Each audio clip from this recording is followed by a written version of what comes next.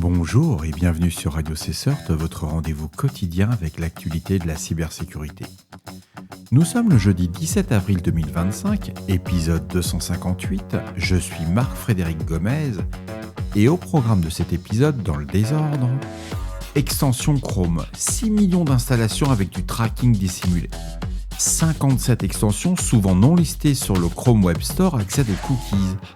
La CVE 2025-24054, une vulnérabilité NTLM activement exploitée. La CISA intègre une vulnérabilité sur SonicWall à son catalogue Kev.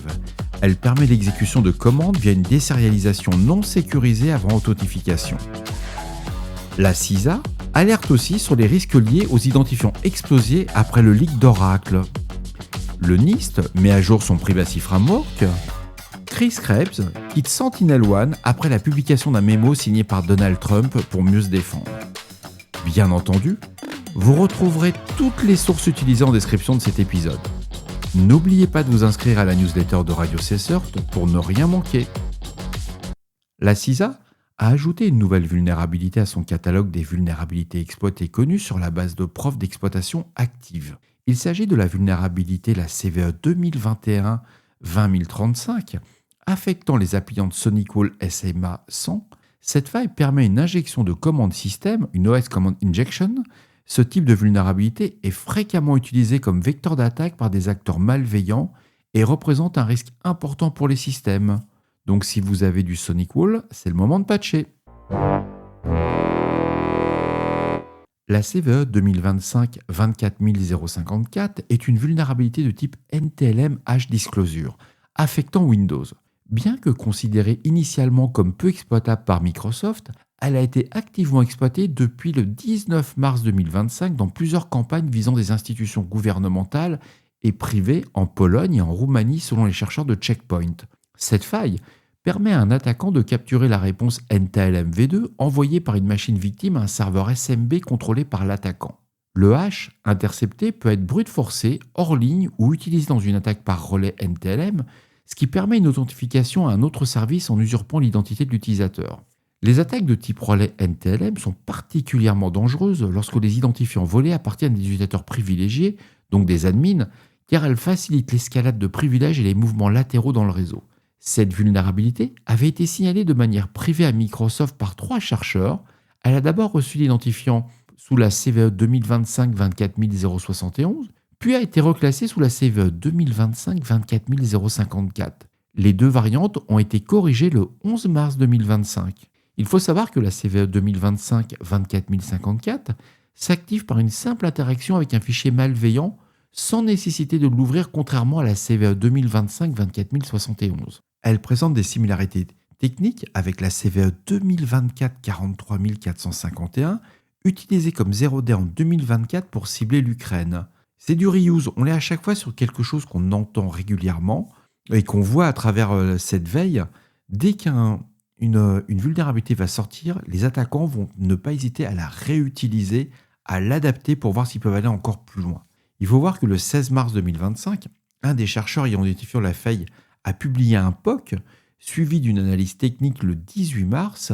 Les premières attaques ont été détectées dès le 19 mars. Entre le 20 et le 21 mars, une campagne ciblant la Pologne et la Roumanie ont été observées suite à ce POC. Vous voyez, les attaquants, ils attendent que des POC sortent. Ils n'ont pas besoin de tellement vraiment bosser sur le sujet.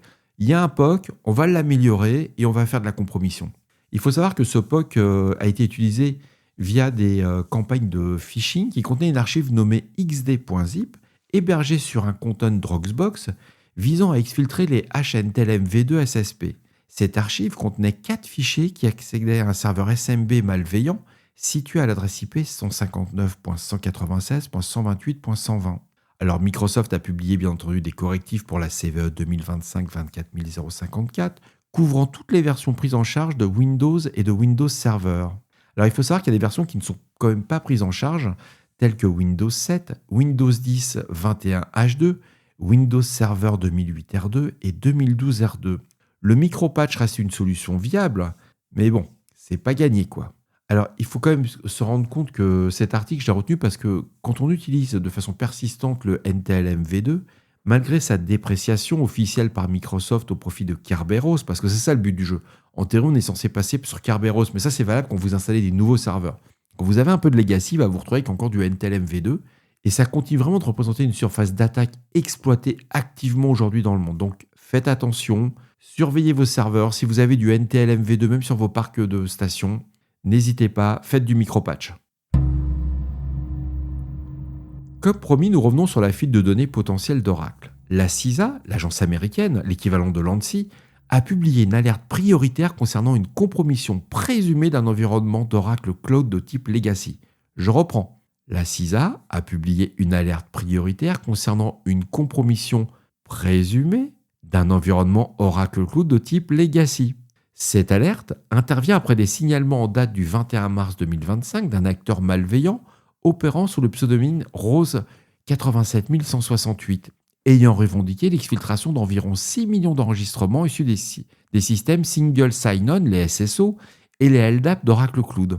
Les données compromises incluraient des fichiers Java Keystore, des JKS, des mots de passe SSO chiffrés et des clés Java Platform Security JPS, affectant potentiellement plus de 140 000 organisations clientes. Toujours d'après la CISA, l'attaque aurait tiré parti de la vulnérabilité critique de la CVE 2021-35587 affectant Oracle Access Manager dans Oracle Fusion Middleware.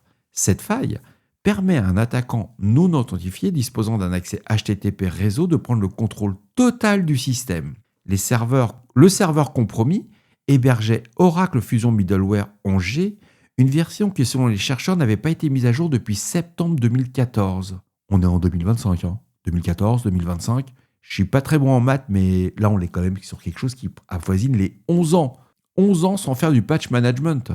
Ah ouais, quand même, ça pince. L'agence américaine souligne que les matériaux d'authentification tels que les identifiants, adresses, emails, mots de passe, jetons et clés de chiffrement, lorsqu'ils sont compromis, présentent un risque important pour les environnements d'entreprise. L'enquête, menée notamment par CrowdStrike et le FBI, indique que des web shells et des malwares ont été déployés sur des serveurs d'Oracle génération 1 cloud classique. Et bien qu'Oracle conteste toute compromission, certains chercheurs évoquent l'exploitation possible d'une zero day ou d'une mauvaise configuration dans le processus OAuth 2. La CISA appelle à plusieurs mesures d'atténuation pour les organisations concernées, dont la réinitialisation des mots de passe, l'examen du code source à la recherche de credentials codés en dur, l'adoption d'un système centralisé de gestion des secrets, la surveillance des journaux d'authentification, ainsi que des déploiements d'une authentification multifactorielle résistante au phishing.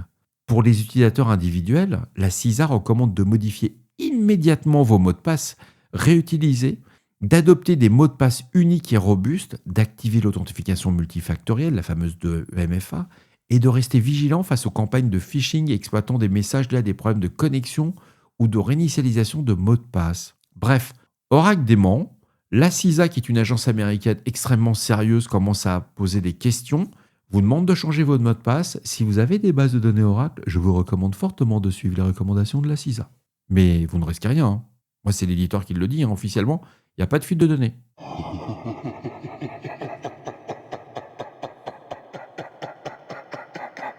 Le NIST a publié une version préliminaire du cadre de gestion de la vie privée intitulée NIST Privacy Framework 1.1 Initial Public Draft. Cette mise à jour vise à renforcer la compatibilité avec le Cybersecurity Framework 2.0 publié en février 2024 et à améliorer l'ergonomie générale du document. Ces révisions ciblent notamment la section Core, désormais alignée avec celle du CSF 2.0, notamment dans les fonctions Govern. Ça concerne la stratégie et les politiques de gestion des risques et les protects axés sur les dispositifs de protection en matière de cybersécurité et de vie privée. Le projet introduit également une nouvelle section, la 1.2.2, consacrée à la gestion des risques liés à l'intelligence artificielle. Je l'ai lu, c'est pas mal. Ils ont vraiment bien avancé là-dessus, le NIST. On peut critiquer plein de choses, mais ils ont pris en compte ce nouveau risque qui est lié à l'IA, et on commence à avoir un framework qui arrive à quelque chose de presque mature. J'ai trouvé ça hyper intéressant. Je vous recommande de le lire. Ça vaut la peine. C'est une partie qui met en évidence l'articulation entre les outils d'IA comme les chatbots et les enjeux de protection des données personnelles.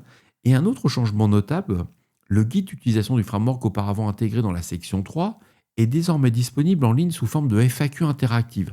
C'est un peu plus sympa, c'est moins rébarbatif à lire. Cette nouvelle version, elle va vraiment nous faciliter l'accès à l'information et permettra des mises à jour plus fréquentes selon les besoins des utilisateurs.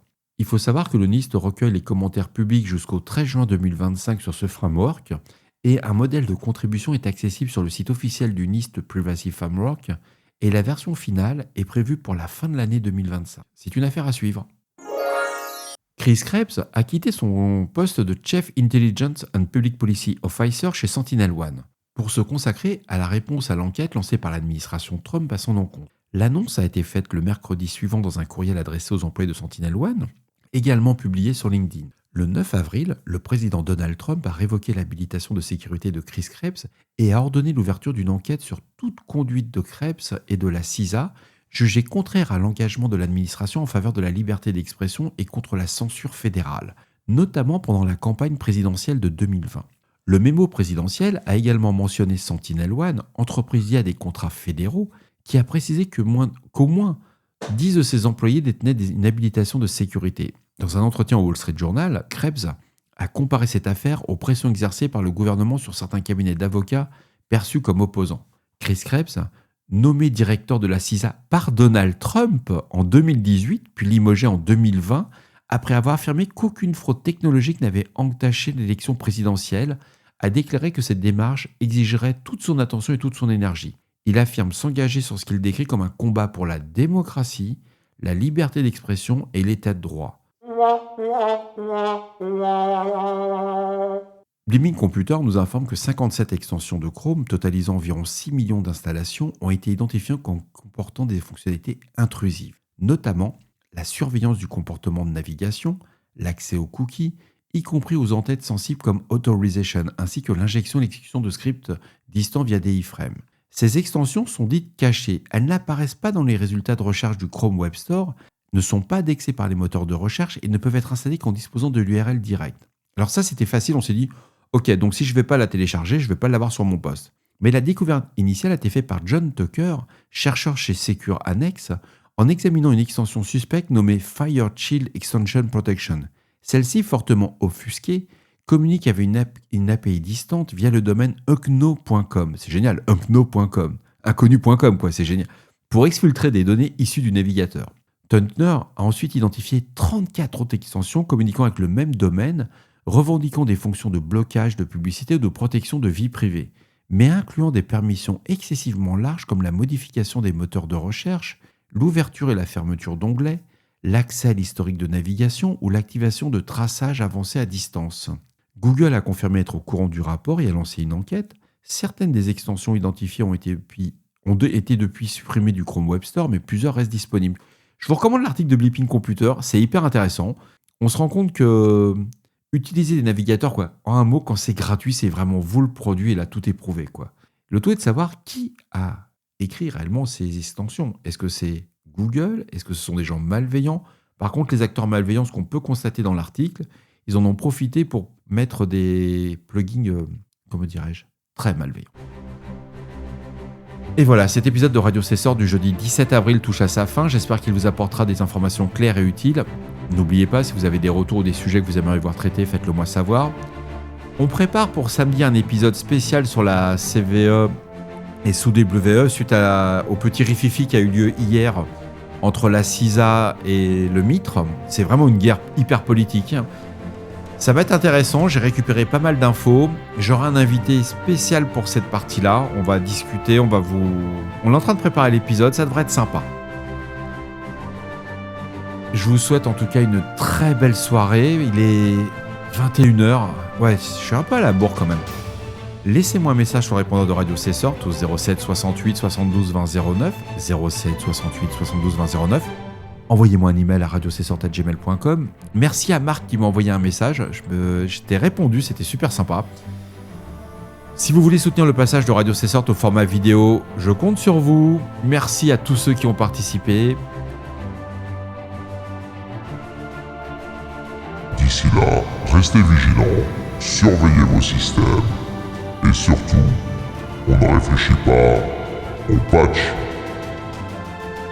On se retrouve demain. Comme vous avez pu le constater, j'enregistre le soir et pas le matin. C'est qu'actuellement, j'ai un peu de taf et je suis en train de faire beaucoup d'infra et c'est chaud patate. Mais c'est sympa. Au revoir.